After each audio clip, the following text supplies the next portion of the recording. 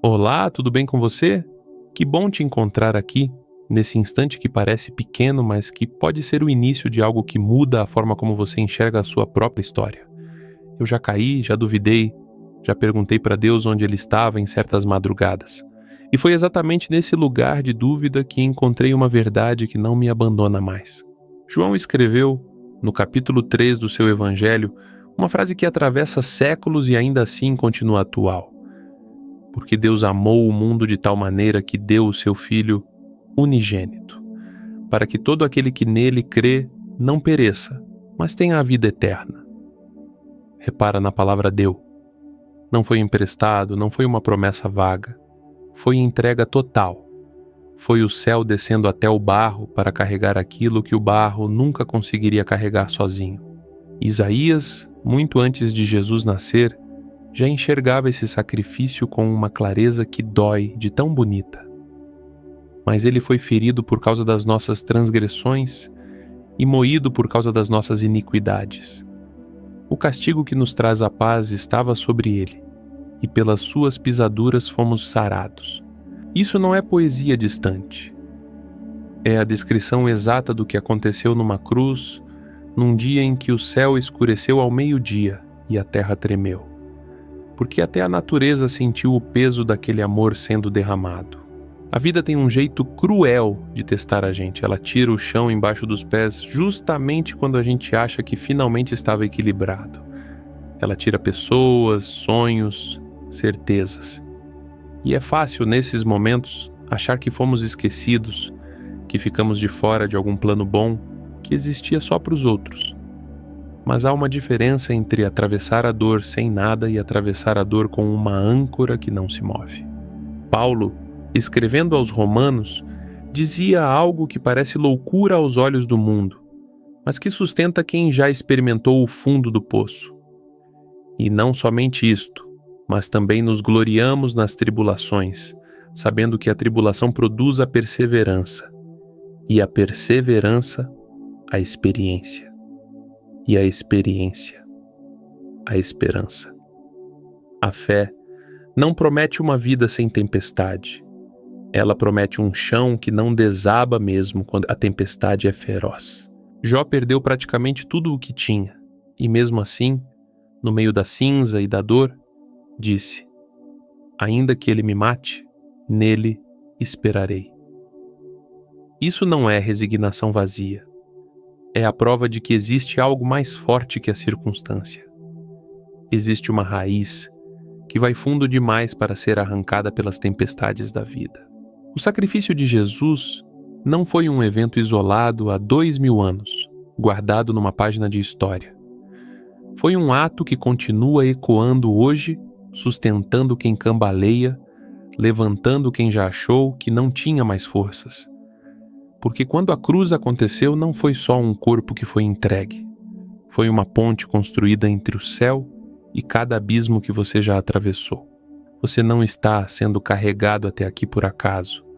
Há um propósito nesse encontro, um fio que vem se entrelaçando desde muito antes de você nascer, muito antes de qualquer erro que você tenha cometido, ou qualquer noite em que você achou que estava sozinho. Ele te conheceu antes mesmo de você existir. O Salmo 139 diz isso com uma intimidade que impressiona. Pois formaste os meus rins, tu me teceste no ventre de minha mãe. Os meus ossos não te foram encobertos, quando no oculto fui feito e entretecido nas profundezas da terra. Não existe distância entre você e Deus que Ele mesmo não tenha percorrido primeiro muito antes de você respirar pela primeira vez. E ainda assim, apesar de conhecer cada detalhe, cada falha futura, cada tropeço que você daria ao longo da vida, Ele escolheu vir. Paulo escreve aos Romanos uma frase que carrega um peso enorme quando a gente para pensar nela. Mas Deus prova o seu próprio amor para conosco em que Cristo morreu por nós, sendo nós ainda pecadores. Repara na ordem dos acontecimentos. Não foi depois que você se ajeitou. Não foi depois que você mereceu. Foi enquanto você ainda estava exatamente como está agora, com as mesmas lutas, os mesmos medos, as mesmas marcas. Isso muda completamente o jeito de enxergar o sacrifício. Não é um prêmio dado a quem se comportou bem. É um presente entregue a quem nem sabia que precisava dele. E talvez seja por isso que tanta gente carrega culpa desnecessária, achando que precisa se limpar sozinha antes de se aproximar de Deus, quando na verdade foi justamente a sujeira, o cansaço, a bagunça interna que motivou a cruz. Existe uma cena no Evangelho de Lucas que sempre me atravessa. Jesus, já pregado, olha para um dos criminosos ao seu lado, um homem que viveu uma vida inteira longe de qualquer santidade, e diz: "Em verdade te digo que hoje estarás comigo no paraíso." Não houve tempo para reparação, não houve tempo para provar boas obras, houve apenas um coração que se voltou e uma resposta que veio imediata, sem cobrança, sem lista de exigências.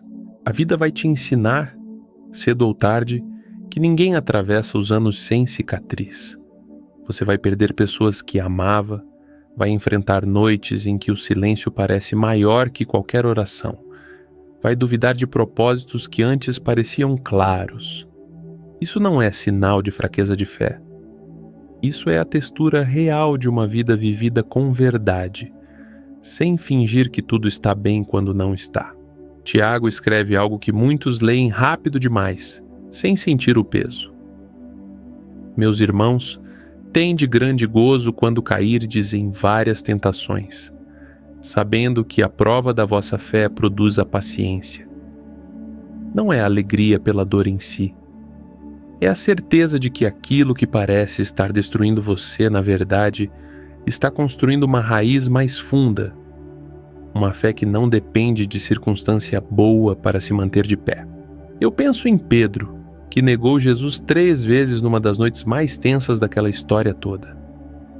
Um homem que jurou lealdade e, horas depois, assim, sentiu o peso da própria fraqueza. E mesmo assim, depois da ressurreição, Jesus não foi até ele para cobrar, para humilhar, para lembrar do erro. Foi para restaurar. Perguntou 3 vezes se Pedro o amava, uma pergunta para cada negação, fechando um ciclo que só o amor sabe fechar direito. Esse é o tipo de amor que sustenta quando tudo o mais desmorona. Não um amor que espera a perfeição para se manter, mas um amor que já sabia, desde antes da cruz, exatamente quem você seria em cada fase da sua vida, e ainda assim decidiu ficar, decidiu pagar o preço, decidiu que valia a pena. Existe um detalhe no relato da crucificação que costuma passar despercebido.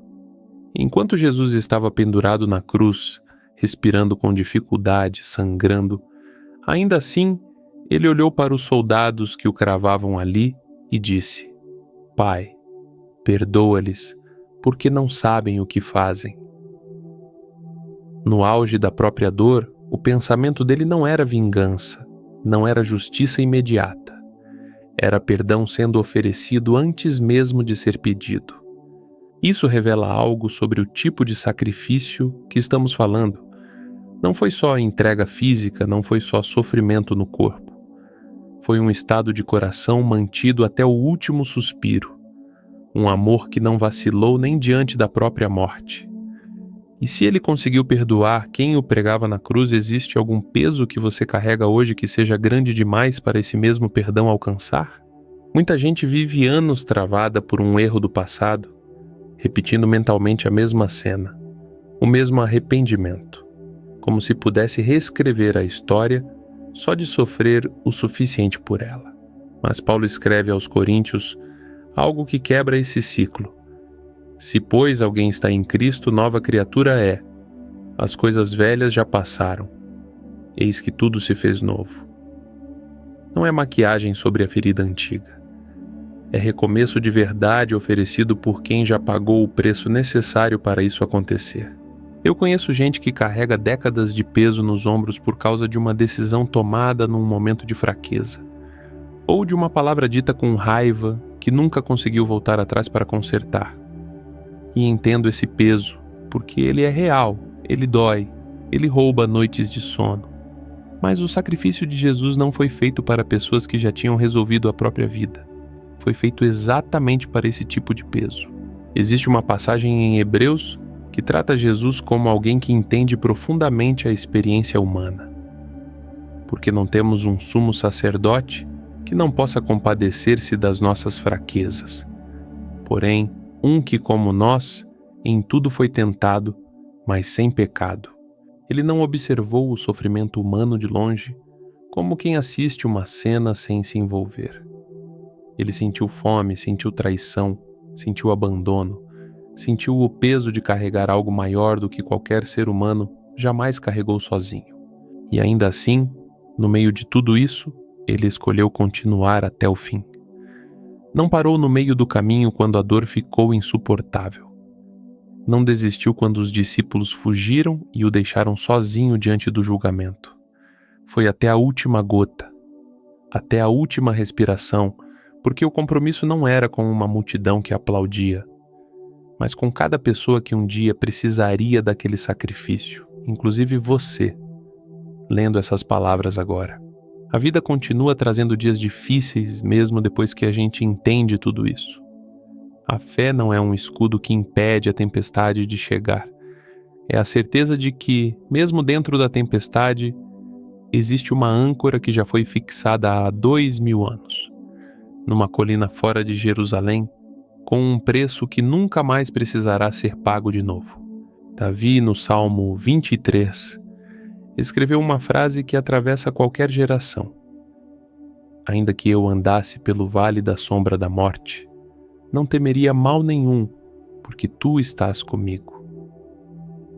Não é a ausência do vale que sustenta essa fé. É a presença de alguém que já andou por vales muito mais profundos do que qualquer um que você vai enfrentar, e que continua andando ao seu lado em cada um deles.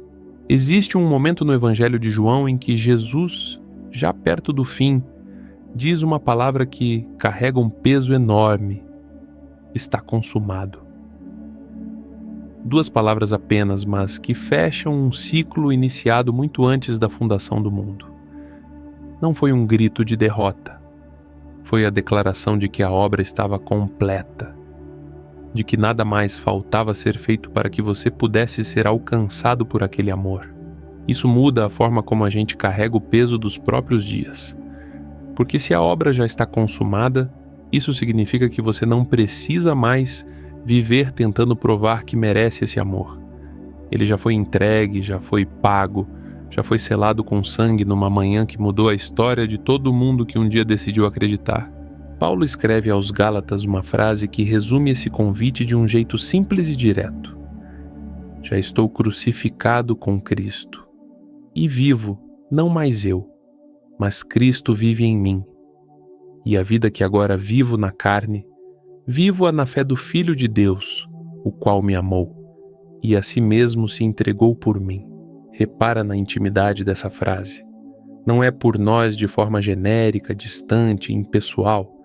É por mim.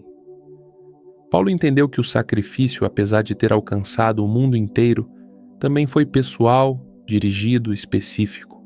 E é assim que eu quero que você enxergue essa história agora no fim dessa conversa. Não como um fato histórico distante guardado numa página de um livro antigo, mas como algo que aconteceu por você, pensando em você, prevendo cada dia difícil que você viveria, cada lágrima que cairia no travesseiro, cada vez que você se sentiu pequeno demais para ser amado.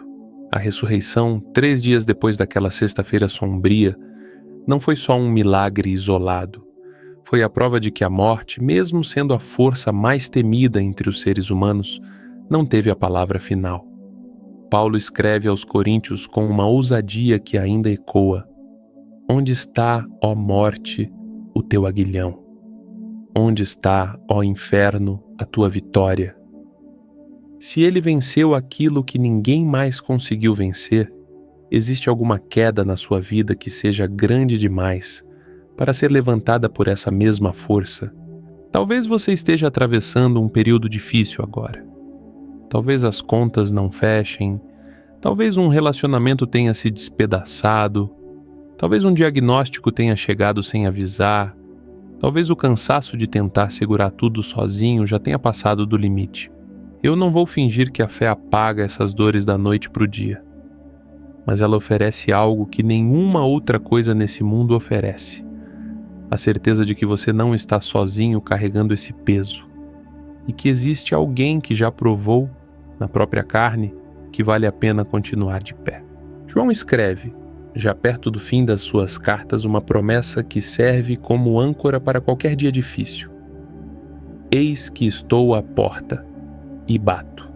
Se alguém ouvir a minha voz e abrir a porta, entrarei em sua casa e cearei com ele e ele comigo. Não é uma porta arrombada à força. É um convite feito com respeito, esperando que você, no seu tempo, decida abrir. Se você chegou até aqui, talvez não tenha sido por acaso. Talvez essa conversa tenha chegado exatamente no momento em que você precisava ouvir que já foi amado antes mesmo de merecer, que já foi perdoado antes mesmo de pedir, que já tem um lugar reservado antes mesmo de entender o tamanho disso. O sacrifício já aconteceu, a porta continua aberta, e a escolha de atravessar esse limiar hoje é só sua.